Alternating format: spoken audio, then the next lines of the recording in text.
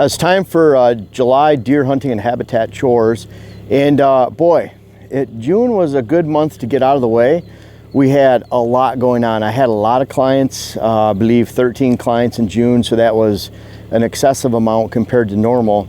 But then we also had to prepare for 120-30 guests coming for the charity event we had for Kicking Bear. And then somehow plant and keep on track, set my bow at 100 yards. I had a fun 100-yard shoot off with Chris B. And we just had a great day at the charity event. Bottom line, we raised over $20,000 for Kicking Bear. All proceeds, every dime that was earned went to them. So it was a great day, and we look forward to having it next year. So maybe you guys can come. But the Saturday before, we had a giant work bee. We had all kinds of people here, a small army getting things done.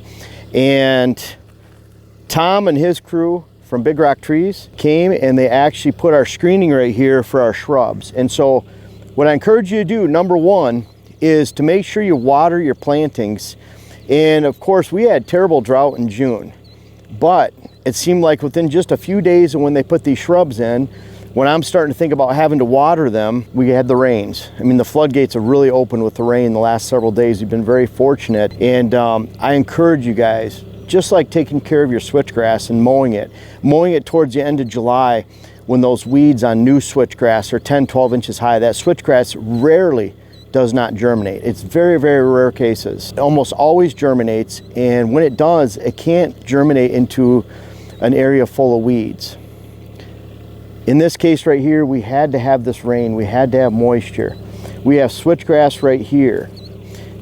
We need to take care of this. You need to take care of your plantings. I see a lot of people, their plantings failed, but they didn't water them. And so you always want to make plans for watering. That makes it tough when you're putting thousands of trees in. So I encourage a lot of trees or evergreens being planted back in deer bedding areas when they're first cut and they're first open, because you get those back. White pine, white spruce are very shade tolerant. In fact, they can grow in full shade. They just won't grow much, but they'll be there for a very long time. And so don't have to worry about them when they're back in the woods a little bit more and getting shade. But when they're right out in the open like this, our shrubs are silky willow, hybrid willow shrub plantings. We're using them as a border to the road right here. And knock down in the dust, you should get 10 to 12 feet tall, 10 to 12 feet wide.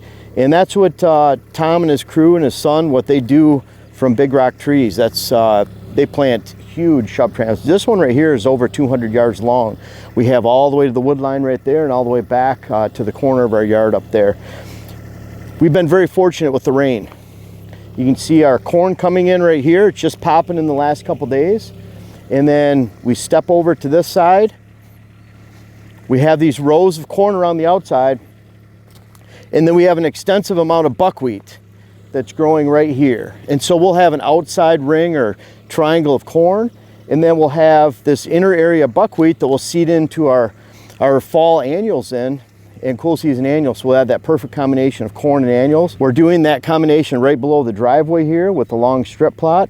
And then we have 3 other food plots that are planted like this currently with the same green and corn mixture. And on our new property, we'll show this in a little bit, but because our roads were so washed out, we had to get those work done. We couldn't get the planter back there this year, but you can bet we'll do that next year. So we're fortunate we received that moisture and that rain to water everything, to germinate everything. And now it's time to make sure we take care of our switchgrass. That's number 2 on the list if it needs mowing. And we're looking at that new switchgrass, waiting for that switchgrass growth to get up to that 10, 12 inches high. If the weeds are 12, 14 inches high and the switchgrass is very small, we're going to mow that down to about 4 inches. And so that's a task we're doing in July too. So first off, we're fortunate we got this rain. It keeps me from having to water every one of these shrubs through here. We got great germination now. And who knew that our rainy season would be the end of June, early July, but it's taking place. And then next step is mowing. And then we're gonna go over here and it's time to start flinging arrows. And I have a hard time not flinging arrows at a long distance. So Chris B and I shot off at 100 yards. I'm gonna grab my bow right now, my hunting bow, and we'll just go fling a few at 100 yards. That's step number 3 for July. And getting things done is continually and much more shooting your bow. And again, for years, first wrote an article about that in the 2000s, but it's always better to shoot longer than you would in the woods to make sure that you're very confident at those short ranges. If you're shooting 30 yards in the woods, shoot 50, 60 out in the practice range. Not only is it fun, but when you step back to that 30, it becomes a lot easier to shoot, increases your confidence, and ultimately will result in you making a better shot come this fall. Now, to me, it's so critical to shoot long distance, and something I've enjoyed doing for years, especially out to 60, 80 yards. Shot field and hunter, state tournaments, leagues back in the day. So I love shooting out to that 80-yard mark and then 100, stretching it. So really, when I'm getting my hunting bow out, especially for the first time and getting it going, I like to step back at 100 and just see how I'm doing, how my groups are. And what's really cool is, boy, like I said, when you step back to 20, 30 yards more your hunting ranges, this can build up an extreme level of confidence. The only difference is I have a new black gold sight to put on here, but I'm using this screw right here as my 100-yard pin, and I'm putting that just by guesstimate of how everything was spaced. I started out by putting it on that wood beam that's on the top of the morel target down there. So we'll just see what kind of group there is. I don't expect it to be great, but it will improve a lot over, through the hunting season. And I'll shoot those 20, 30, 40-yard marks, in the future. But I really like honing in on these longer distances as long as you're keeping it on paper. Obviously not very fruitful if you're not. So we'll fire some more arrows, and then we have a lot more to talk about in the July to-do list because the hunting season is just around the corner.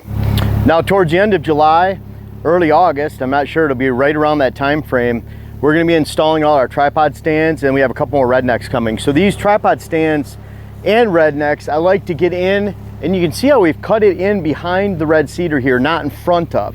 So critical, because we want to actually access the stand location behind a thin wall of switchgrass on the inside of the food plot.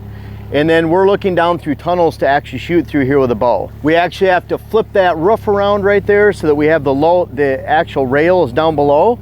But so critical that we're putting these in behind this cover. And the great thing about that, this doesn't matter if we're putting them in end of July. Last year we put them in August. The deer get used to them right away because they can't see them. They're on this outside. Sure, if they're out here going towards the corn, they can see the shape here, they can see the redneck, but we get these in at a good time where we're hiding them and the deer just get used to them right away. So not really a factor that we have to put this out in May. I have a lot of other stuff to do as far as even spraying, mowing, planting buckwheat, starting to shoot a bow, working on tree stand clearing. There's so much to do in the early part of the summer that when we get to the end of July, August, it's starting to cruising time. You can see these family tradition tripod stands. We've never used them before, but we can't wait. They blend in really well behind these red cedars. We have a few other spots for them around the farm where we can sit. We can actually, it's a double, so we can film together, sit together, and very, very sturdy, as you can imagine with a family tradition product. But like I said, we have a couple more rednecks coming in, and we have our small hunting plot in here. And this hunting plot, we actually didn't hunt last year. We didn't have a stand on it. We had to get something back in here. That red cedar is a decent diameter, but I didn't want to clear a lot of those front limbs out to put that entire stand in there. So we're just clearing out the back. We'll take our pole saw, our steel trimmer, and just notch out some holes like we did the redneck over here. And this is another great stand location. It's actually, this one is facing due north this way.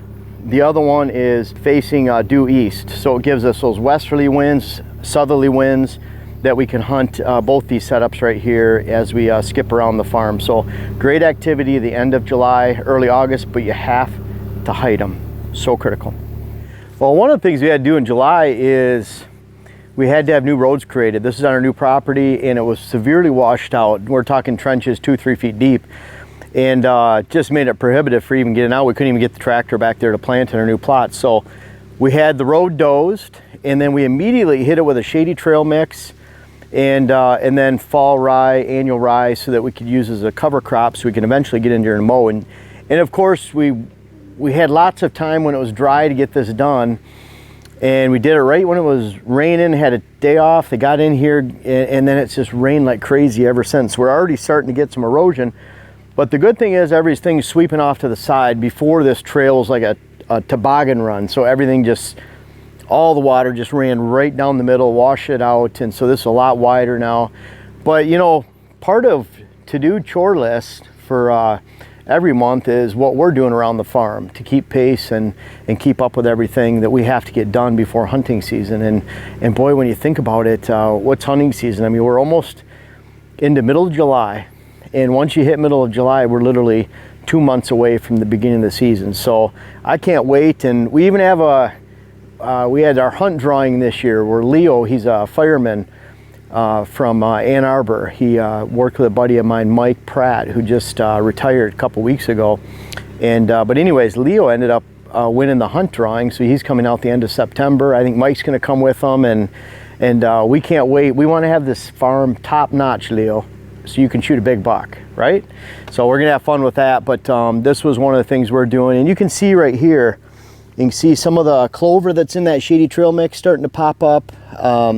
We have little bits of grass in here starting to come up. That grass seed will take quite a while to come in. You see it's very, very thin and small right now, but it'll be popping here really good here with all the moisture we've had. I'm sure everything is starting to germinate, including that rye. We covered this area with rye all the way down, so that rye will be popping too to help hold the soil together and act as a nurse crop. Those roots will get in there really quick. So something we wanted shady, we can mow it. We'll mow the rye out here in probably a month and a half once the base is established. And but chore number 72 on the Sturgis farm this year. So we'll head on off to a couple other chores you need to get done with July. The list isn't done yet, so follow along. Now I love the illustration here because this was just an opening. It was never planted in a food plot or anything, and so this is part of my easy no-till food plot recipe. You can look that up. Just type in easy no-till, easy. And this is something I've been doing for over 20 years, is planting plots by just simply spraying 3 times and getting the seed on the soil. And you can kind of see, I love this illustration because look at the wall of weeds and briars and brush that this used to be.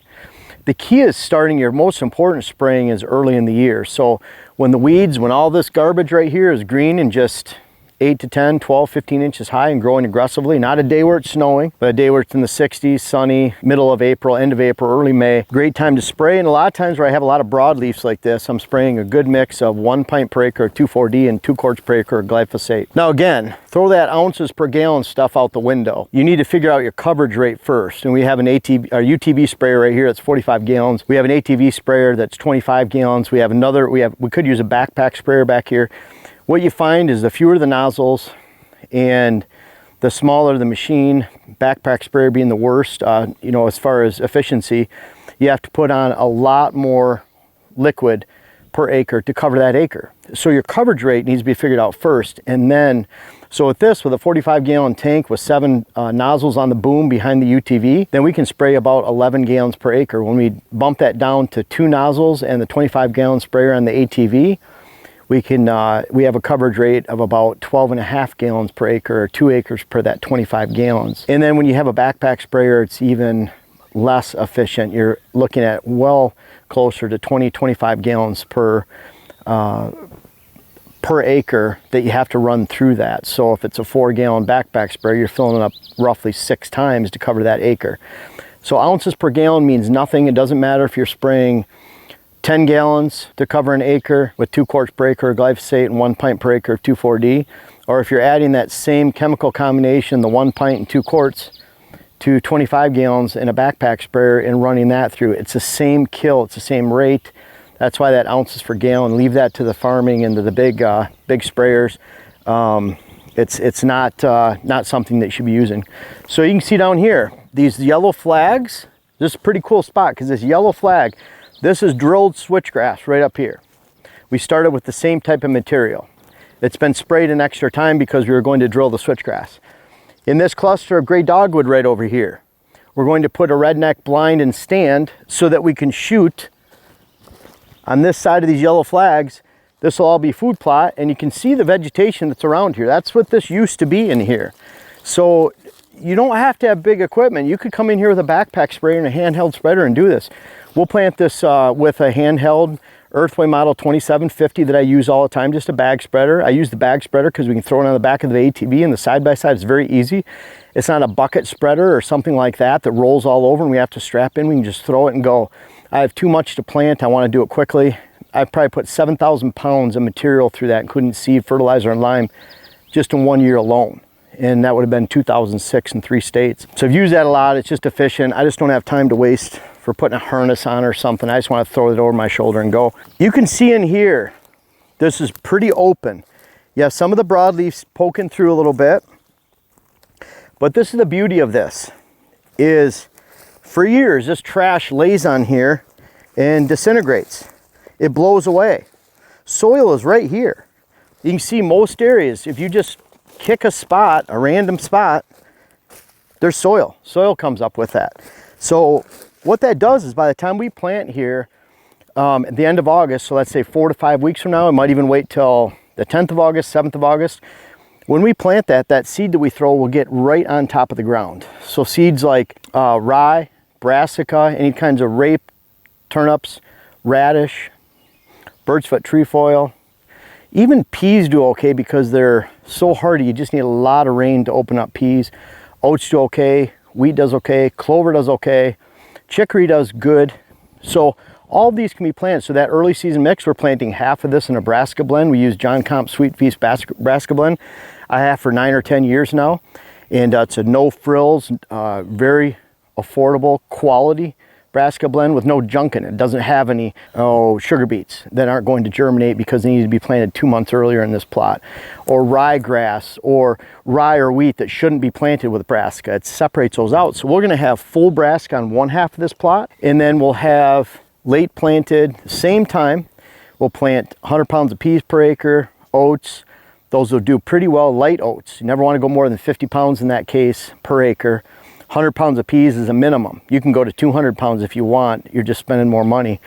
And then we'll fast forward about 5 weeks after that, and we'll plant just the peas and oats side with 200 pounds of winter rye. So we'll have a lot of green here going into the fall. This is a hunting plot.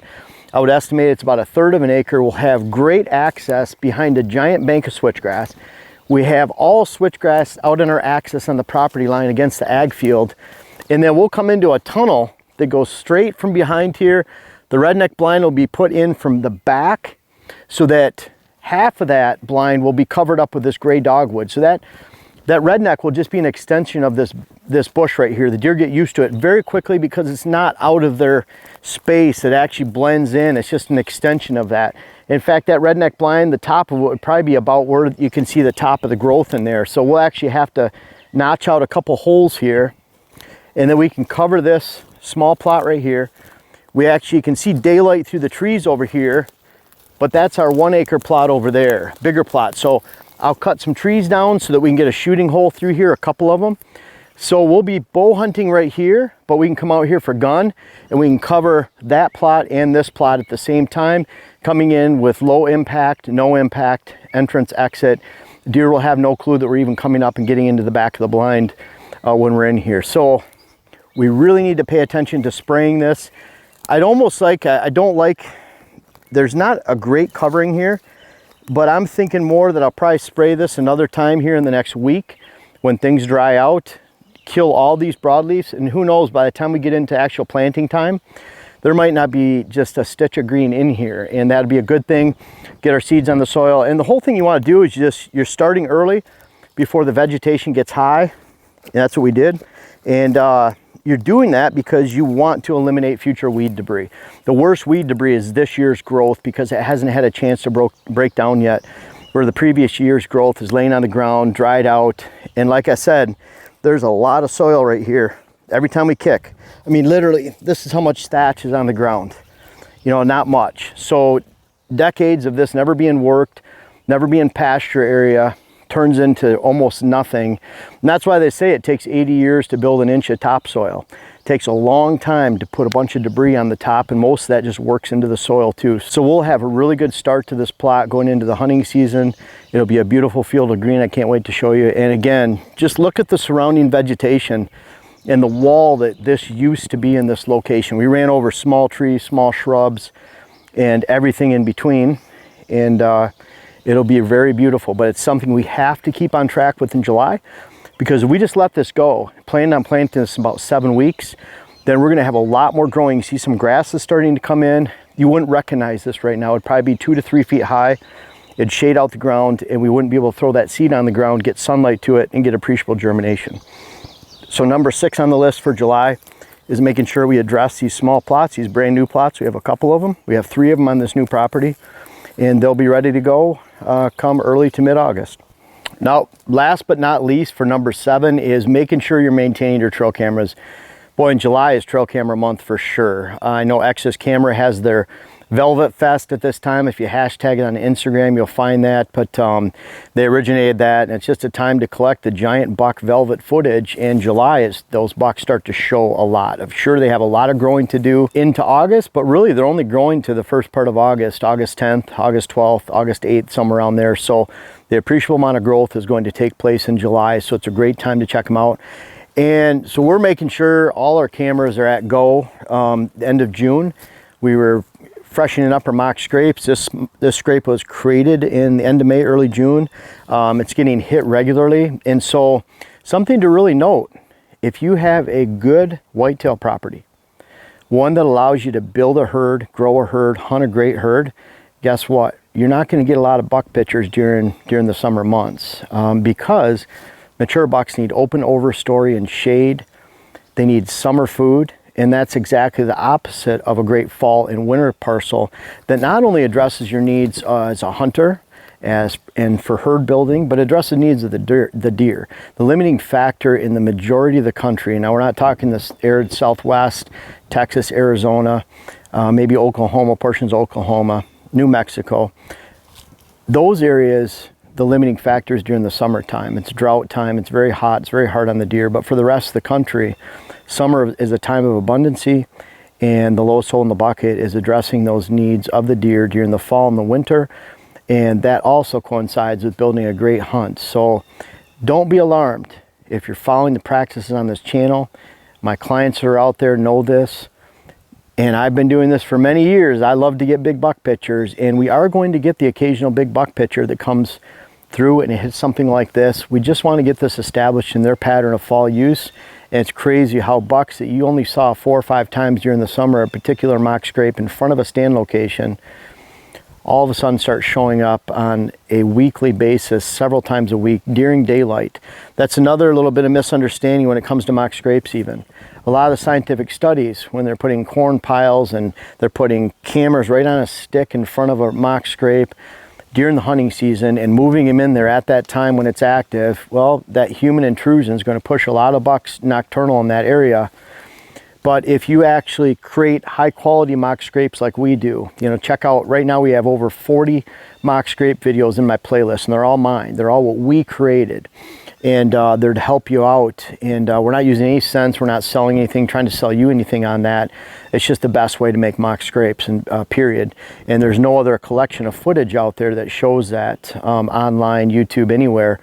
We have the largest collection because we've been doing it the longest, and it's a system that absolutely works. If you're doing it this way, if you're managing your property the way we do, if you're managing your food plots, then you're going to be the herd influencer, because those that have the most amount of bucks during the summertime are typically those that are not shooting those bucks or watching those bucks regularly during the fall. We want you to watch it during the fall. Always remember, August, September is a pivot time. Your property is either going to get better or worse. It's not a very good time to gauge your deer and how they're doing. You gauge how your deer and how your habitat, how your hunting approach is doing in October, November. And like I say, by mid-July here, we're only 2 months away from opening day here in Wisconsin and Minnesota. And that's why I've been shooting my bow. That's why I've been making sure our trails are great. Our access trails are great. We've seeded our logging trails. We're making sure our shrubs, trees that were planted are watered. We're hitting the long distance bags in the archery so that we can actually hone in our skills and give us a lot of confidence when we have those shorter hunting shots. And we're getting things done. And so this is part of it, making sure our trail cameras are going, that our mock scrapes are doing well, and our camera positioning, because it won't be too long and we're hardly ever out here actually changing these cards or working on the cell cams or replacing batteries until it's actually hunting season. So the big push is right now in July. It really is, because if you're waiting until August to get all this stuff done, you're behind. And so I hope you've enjoyed these tips. We can't wait to get some of those new tripod stands from Family Tradition or the redneck blinds in. We're very fortunate and blessed to be able to use those, and I know not everyone can afford them, but we would still want to show you, even if you're making homemade blinds, tents, pop-ups, ghillie blinds from Redneck, whatever you're doing, making sure those blinds are a little bit more obtrusive. You're hiding them behind cover.